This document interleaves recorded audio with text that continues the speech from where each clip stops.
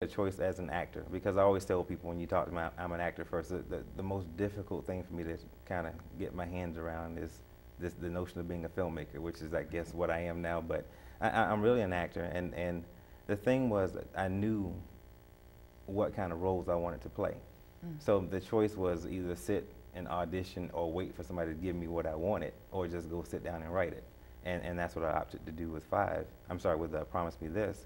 And the whole story is about a husband and a wife. You know, they're expecting their first child, and around week 26, they find out that she has an incurable illness, and because of the illness, she won't be able to carry the baby full term.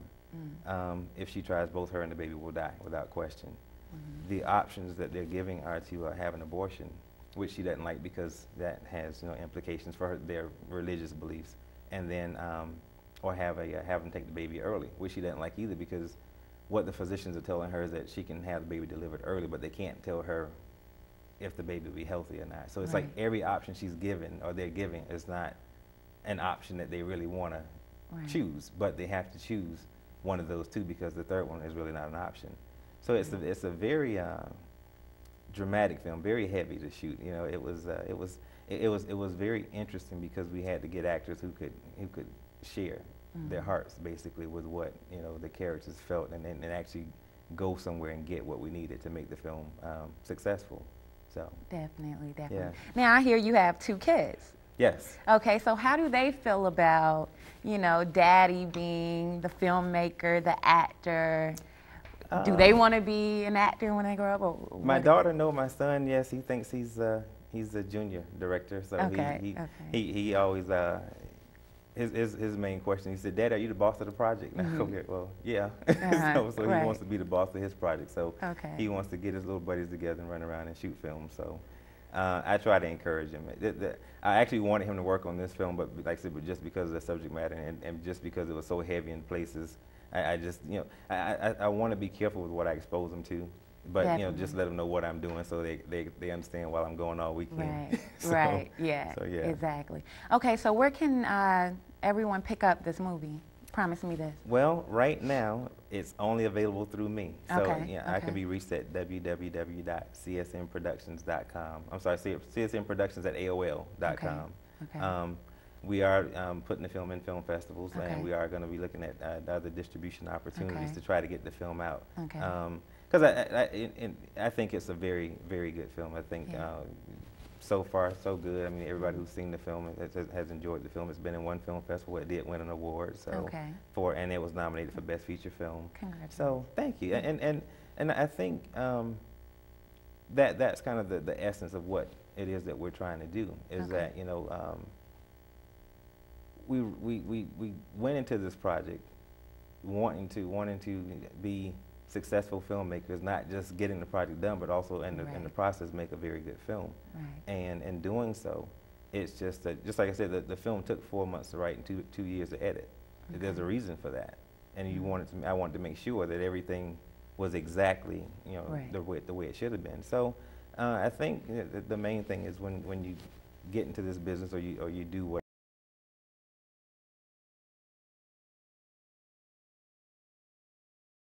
Sometimes it looks crazy, because I mean, people don't understand why we do what we do as actors, and they say, well, why would you want to go out and do that? Because there's so much rejection in the business. But the thing is, you have to believe in what it is that you do, and right now, I'm having a great time. I'm still trying to learn to be a filmmaker, but I love being an actor, so that's what I do. Okay. All right. So how do you have anything else coming up that you can let the viewers know about? The next thing we have coming up is called 5, and 5 is basically it's an action drama where my character is a police officer. I killed the bad guy, and the bad guy's daughter tries to come back, and she's seeking retribution for what I did some years ago. So it's a very interesting film in that I think that it's very different from Promise Me This, because you go from a heavy drama to an action film or dramatic action kind of thing going on. But the thing that's consistent with it too is there's a family unit, and I kind of like the whole family unit thing, especially African American families, because I think one comment I got from an actress who worked on the film was that with Promise Me This, was thank you for making the lead characters black, because this is a story that affects all communities, both black and white, but most of the times we aren't the ones who get to play that role. So it's important to me that we, me as the writer, write scripts that African Americans can identify with, but also that are still universal and can have, you know, I guess a wide appeal. And that's why, you know, with Five, the thing is, you know, it's, again, it's just a family, a father trying to, you know, do his best to protect his family. So, yeah, so it should be a good film. Yeah. It should be a good film. Okay, so it's been a pleasure. Thank you very so much. And give them that email or the way to contact you for Promise Me This. I can be reached at csmproductions@aol.com. All right, you heard it from the extraordinaire himself, Victor Jones. Thank you. Thank you. This year's winner for Salesman of the Year award goes to no other than, drumroll please, James Sanders. Coming up, you get your award along with your tickets for your 7-day cruise. Congratulations. Oh my God, are you serious? Yes. Oh, thank you. Mommy. Honey. Yes. Yeah? Yes. Well, it's not like you didn't have a little something to do with it. And James, I love you. I love you too. I'm sorry, I don't know what could be keeping James. Where is James? Surprised at your behavior, James. $2 million deal on the table, and the best you can give me for not being there is extenuating circumstances? I don't even know what that means. Too many people know about this, so I'm gonna have to do something about it. I'm taking you off as a selling agent. You will get no commission, you will get nothing for this job. Look, that's $70,000. Extenuating circumstances cost a lot, don't they? Go home, James. Have a drink, take a little vacation. Do you mind if I join you? I'm saying that as of right now, it will be impossible for both Camille and the baby to survive if she tries to carry the baby to term. I'm afraid there is no cure. How would you feel if you had to watch your child day in and day out clinging to life, knowing there's not a damn thing you can do about it? I don't want that for my child. This is our baby you're talking about. Don't you think I know that? You give her back to me!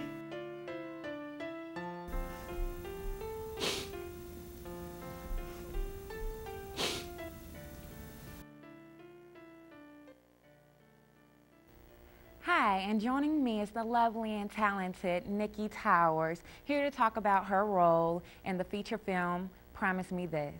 Hi, Nikki, and thanks for being here. Thanks for having me. So tell us a little bit about your character in the movie. Okay, the character that I play, her name is Crystal. She is a receptionist for James Saunders, who's really the main character of Promise Me This. Okay, so do you feel like, can you relate to this character? Yeah, in a way I can, just because she's a down-home girl. She's, you know, she's at work and she's on the phone and she's on the computer doing things that she's probably not supposed to be doing, and you know, she kind of gets caught. But so yeah, I think I could relate to that. Just a little bit, yeah. Okay. What are some of the other duties you performed in this production?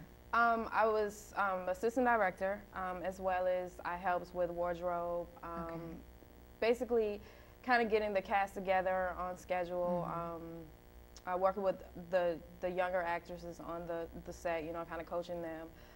Just basically, you know, wherever they needed help. Okay. So what are your aspirations as an actress? As an actress, I would say to learn everything about the business there is to know, as far as like the writing, the editing, you know, the lights, the camera, everything, just so that, you know, I can be very well-rounded, you know. And I think a lot of people in Hollywood can only do one thing, you know, or, you know, they can write and they can act, but that's it. You know, I don't want to be labeled, I guess. Right. Okay, so for all the young girls out there that want to be an actress and they think it's just the easiest thing in the world, oh, I'm going to be an actress, what's some advice you could give them? I would say acting is very, very hard. It's not as easy as it looks. I would love to just wake up and act, but it's not that easy, because the business is very hard to get into. And I would say that whatever, I mean, if they really, really want to do this, they have to give it, you know, 110%. They can't give up because it's so easy to just walk away from it. You know, there's millions and millions of auditions that, you know, you might get one out of all of them, you know. So it's really easy to walk away from it. So just, you know, stick to it. You know? Definitely, definitely. So can you share with us any upcoming projects you may have going on now? Actually, we're in production for a film called 5, which is actually going up in April. And so we're doing a lot of pre-production now. But it should be done around June. And I play a character called Angel. She's kind of like the protagonist, well, the antagonist really of the entire film. So it should be fun. It's an action flick. Okay, well, it was a pleasure. Thank you. And you had it here first on Rule Hollywood. Thank you so much. Thank you. We'd like to thank our guests, Alan Wilbanks, Tanya Fraser, Victor Jones, and Nikki Towers for appearing on our show. And we'd also like to thank you, the viewers, for joining us. So be sure to tune in next time for another episode of Rule Hollywood.